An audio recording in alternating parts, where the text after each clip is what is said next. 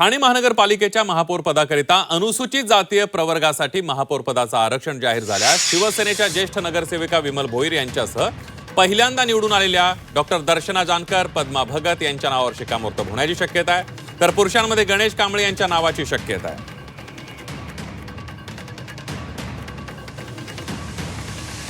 त्याने आनंद होतोय की सगळ्या समाजाला न्याय देण्यासाठी हे आरक्षण जे पडलेलं आहे, कारण गेले 19 वर्ष महापालिकेमध्ये मी काम करते आणि पहिल्यांदाच SC प्रवर्गाचं आरक्षण आमच्या इथे पडलंय, तर खऱ्या अर्थाने आनंद होतोय मला. पण आपल्याकडे उमेदवार आहेत हो, तसे? आमच्याकडे बरेचसे उमेदवार आहेत आणि खरंच न्याय देण्याचा प्रयत्न केलेला आहे मला असं वाटतं त्या समाजाला. कशा पद्धतीने सत्तेचं समीकरण असणार आहे ठाण्यातलं? आम्ही सत्तेचे समीकरण मला असं वाटतं ठाण्यामध्ये तरी वन साइड आहेत आम्ही, कारण 75 सीट्स आमच्या आहेत आणि बिनविरोधच महापौर बसेल.